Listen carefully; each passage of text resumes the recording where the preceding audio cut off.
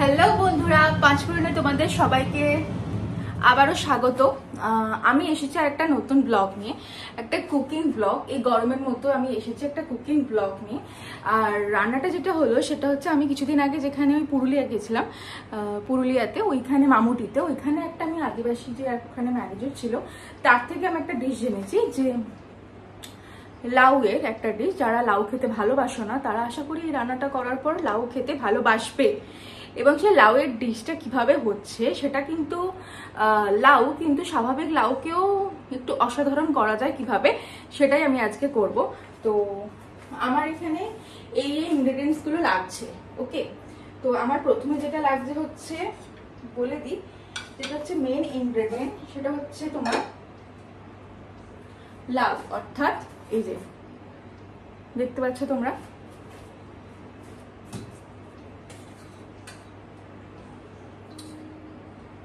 খুবই গরম। এই যে লাউ আর ডাল, লাউ আর ডাল সিদ্ধ করেছি আমি। লাউ আর ডাল, ওরা অ্যাকচুয়ালি ডাল বলেনি, এটা ছোলার ডাল আছে। তোমরা এইভাবে একটু ইনোভেটিভ ভাবে করতে পারো, এটা খেতে খুব ভালো লাগবে। তাই আমি এইভাবে করেছি, আমার স্টাইলে করেছি।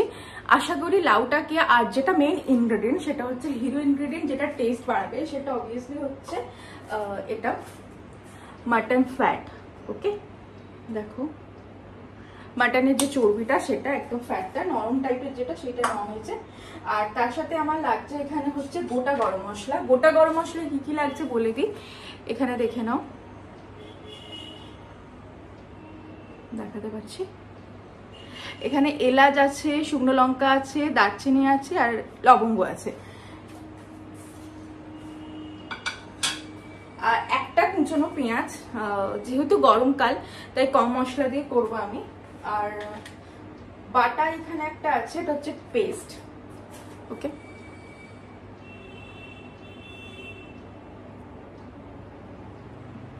ওকে, এটা হলো পেস্ট।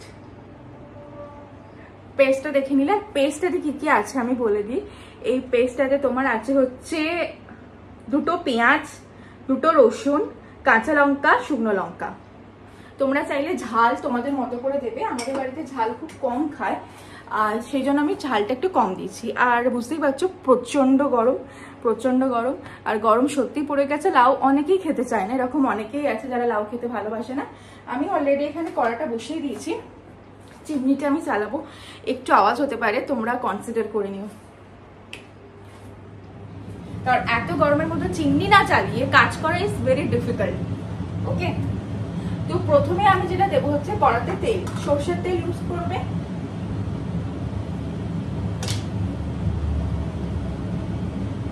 আর ঘি যাবে।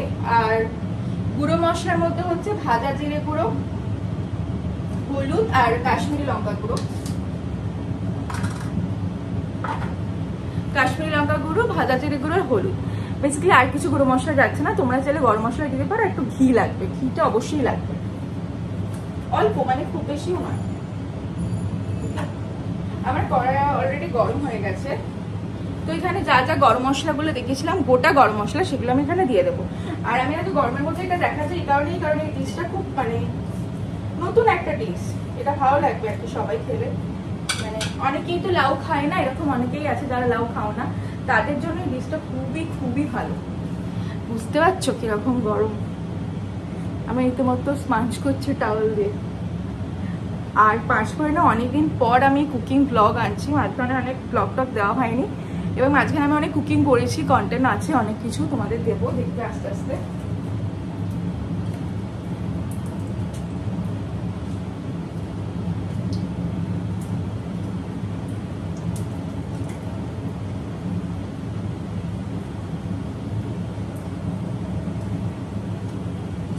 যেহেতু লাউয়ের তরকারি,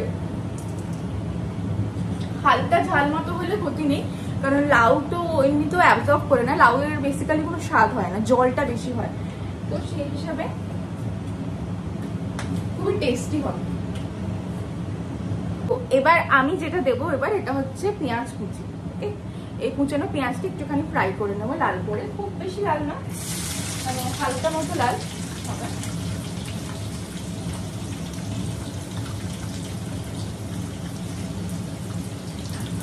আর এই লাউয়ের যে জলটা সিদ্ধ মানে আমি তো আগে প্রেসার কুকারে এটা সিদ্ধ করে নিয়েছি, জলটা রেখে দেবে। হ্যাঁ, জলটা খুব ভালো, এই জলটাই রান্নাটাকে সিদ্ধ করবে, কাজে লাগবে।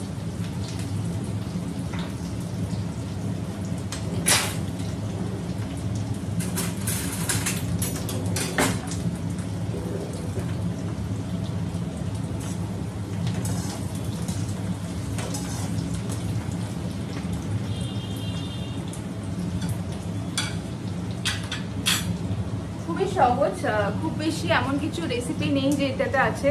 খুবই সহজ সহজ ইনগ্রিডিয়েন্টস যেগুলো তোমার বাড়িতে থাকে সেই উপকরণগুলো দিয়ে আমি রান্না করছি। হ্যাঁ, মাটনের চর্বিটা একটুখানি নিয়ে নেবে, ব্যাস তাহলেই হবে। আর লাউ তো, আর লাউ যেটা হচ্ছে গোল লাউ, যেটা ওই লাউটা নেবে, ওই লাউটা নিলে খুব ভালো হয় অ্যাকচুয়ালি। আর বীজ না থাকলে একটু কচি হলে বেশি ভালো খেতে হবে।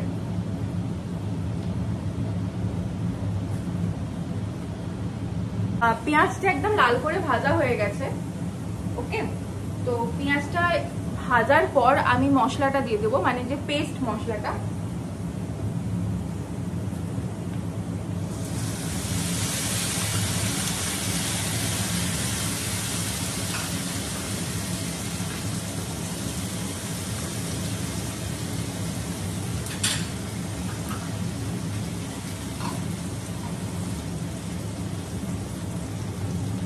পেস্ট মশলাটার ভিতরে আমি গুঁড়ো মশলাগুলো দিয়ে দেবো। যে গুঁড়ো মশলাগুলো হলো তার মধ্যে প্রথম হলো টার্মারিক, আমাদের ইন্ডিয়ান কুইজিনের মেইন উপকরণ, বাঙালি বলো সব জায়গাতে। হলুদ এমনই একটা জিনিস, মানে এরকম না যে হলুদ ছাড়া রান্না ভালো লাগে না, বাট হলুদটা সত্যিই খুব ভালো লাগে। মানে রান্নাটা দেওয়ার পরই রান্নাটার একটা আলাদা রূপ নেয় আর কি। পরিমাণ মতো হলুদ, আর কাশ্মীরি রেড চিলি পাউডার শুধুমাত্র কালারের জন্য।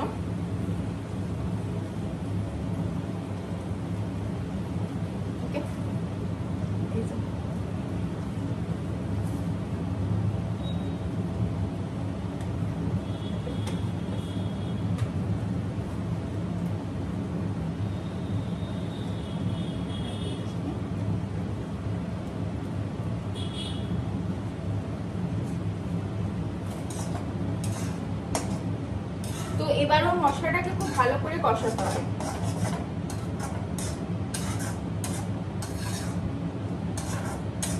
খুব ভালো করে কষিয়ে নিতে হবে, মানে এমন ভালোভাবে কষাতে হবে যাতে মানে ওই মশলাটারই একটা ভালো ফ্লেভার হয়, সেই ফ্লেভারটা দিয়ে অ্যাকচুয়ালি টেস্টটা কিন্তু হবে।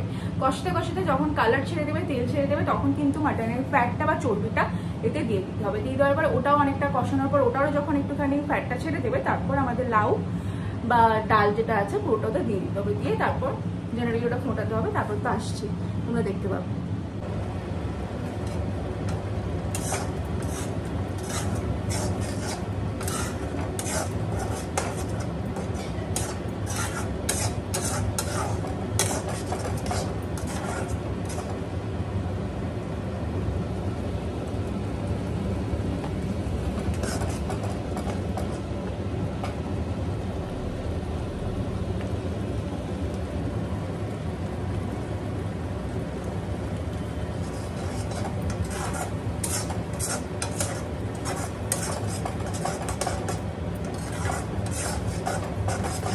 এটা অলরেডি একটু ফুটতে শুরু করে দিয়েছে, তো ফুটতে যখন শুরু করে দিয়েছে আমি ভাবছি মাটনের চর্বিটা দিয়ে দেবো। তো এটার সাথে আস্তে আস্তে কষতে কষতে চর্বিটাও গলে যাবে, খুব ভালো জিনিসটা খেতে হবে। তো আমি এখানে চর্বিটা এখন দিয়ে দেবো।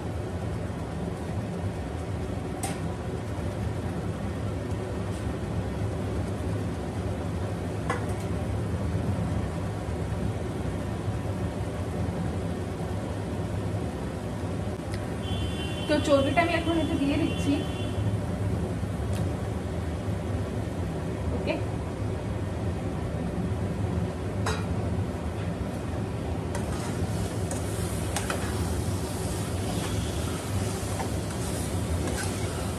মশলাটা কিন্তু খুব ভালো করে কষে গেছে। ওকে, দেখে নাও একবার তোমরা।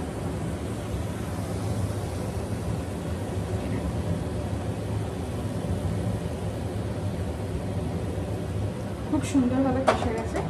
তো এবার এইটা দিয়ে দেওয়ার পর সামান্য একটু যে লাউ এর সিদ্ধ করা জলটা আছে ওই জলটা আমি এটা দিয়ে দেবো।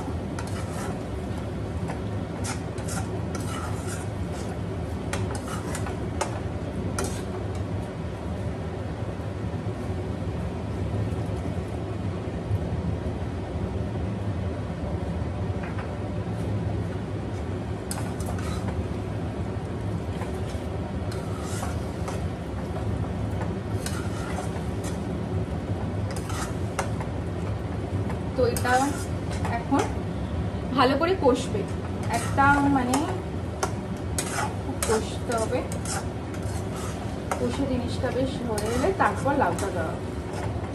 তো এটা 15 মিনিট কি 10 মিনিটের 5 মিনিট 10 মিনিটের মতো কিছুক্ষণ একটা চাপা দিয়ে রেখে দিতে হবে, সিমে করে, হাই ফ্লেমে রাখতে হবে না। কিছুক্ষণ চাপা দিয়ে হালকা আঁচটা কমিয়ে দিয়ে কিছুক্ষণ রাখলেই তৈরি হয়ে যাবে। হাই, আবার এলাম হচ্ছে এই কারণে যে এটা আমি কষাতে দিয়ে গেছিলাম, বললাম যে ঢাকা দিয়ে 5 থেকে 10 মিনিট মতো রাখতে। তো আমার কিন্তু এটা পুরোপুরি ডান হয়ে গেছে। একদম ছোট যে ফ্যাট গুলো সেগুলো কিন্তু পুরোপুরি গলে গেছে।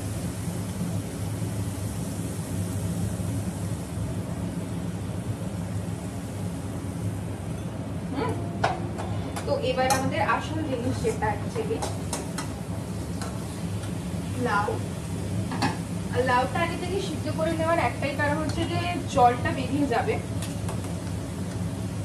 তো ওরা বেসিক্যালি এটা খায় খুব, আমাকে বলেছে যে করতে, যে বলেছে আমাকে দিদি বাড়িতে করে দেখবে, খুব ভালো খেতে হয়। মানে ধরো যারা লাউ খেতে ভালোবাসো না, মানে লাউ খেতে ইচ্ছা করে না, অ্যাকচুয়ালি লাউ এর তো বেসিক্যালি কোনো মানে স্বাদ নেই, তো সেইভাবে যদি খেয়ে কেউ দেখো আশা করি মনে হয় ভালো লাগবে। আমিও কিন্তু প্রথমেই করছি, কিন্তু ভালো তো হবে। যে জিনিসটা করেছে সেটা তো টেস্ট আনারই জন্য, তো আশা করি লাউয়ের সাথে কম্বিনেশনটা ভালো হবে। তো জল মনে হলে দেবে, আর যদি মনে হয় যে না জল দেবো না, মানে একটুখানি শুকনো শুকনো মতো রাখতে চাও তো সেই রকম রাখতে পারো, বাট আমি হালকা জল দেবো, কারণ যেহেতু এটা ফ্যাট, মানে ভেতরে ফ্যাট আছে, ফ্যাট কি করে কিছুক্ষণ পর পুরো এটা অ্যাবজর্ব করে নিয়ে একটা লেয়ার পড়ে যায়, তো অ্যাবজর্ব হয়ে যায়, মানে একটা জেলি টাইপের পরিণত হয়ে যায়, জেলি টাইপের। তো সেই কারণে জলটা একটু বেশি রাখলে ওটা কিছুক্ষণ পর জলটা থাকবে, নয়তো একদম বসা করলে ওটা পুরো একটা কোয়াগুলেটেড টাইপের হয়ে যায়।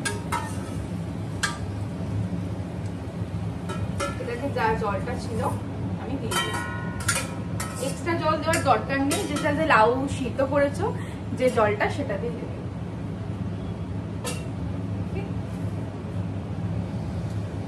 এবার হচ্ছে এটাকে ভালো করে মিশিয়ে নিতে হবে প্রপার ভাবে,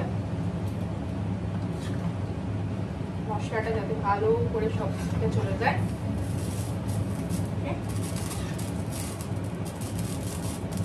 তোমার যতটা অ্যাকচুয়ালি মানে মানে মশলা বা জিনিসগুলো তত অনুযায়ী জলটা দেবে। তো আমার পরিমাণ অনুযায়ী কিন্তু জলটা ঠিকই আছে, এই জলটা যদি না নিতাম তাহলে কিন্তু এই জিনিসটা ভালো লাগতো না। মশলাটা তো মেশানোর জন্য বা মশলাটাকে ছড়ানোর জন্য তো একটু জল লাগে না, তবে তো টেস্টটা সব জায়গাতে ছড়াবে।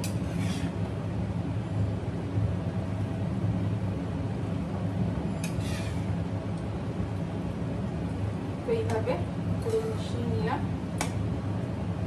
এবার আমি দেবো হচ্ছে নুন আর চিনি, পরিমাণ মতো তোমরা নমক দিয়ে দেবে।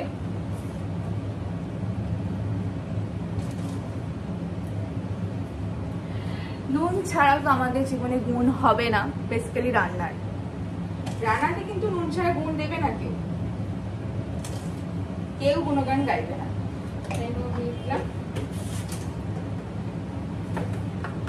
সুগার দিতে হয় কারণে চিনি একটু না দিলে ব্যালেন্সটা করবে না।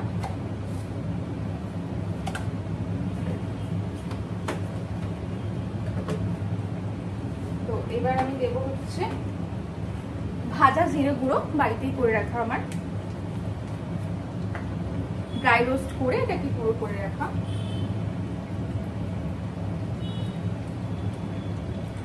গরম মশলাটা আমি দিলাম না, গরম মশলার বদলে এই ভাজা জিরে গুঁড়োটা দিলাম।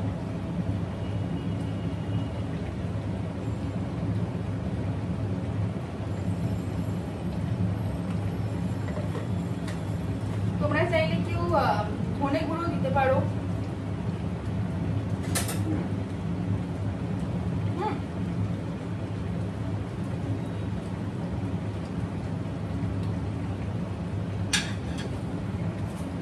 ধনের গুঁড়ো দিতে পারো। তো ঘি আর জিরে গুঁড়ো দিয়ে আমি এটাকে একটা আবার চাপা দিয়ে দেবো। এটা বেশ ফুটবে কিছুক্ষণ, তবে ভালো লাগবে। এটাতে আছে গরমেতে তো সবই গলে যাচ্ছে, কিছুক্ষণের জন্য রেখেছিলাম, পুরো গলে গেছে।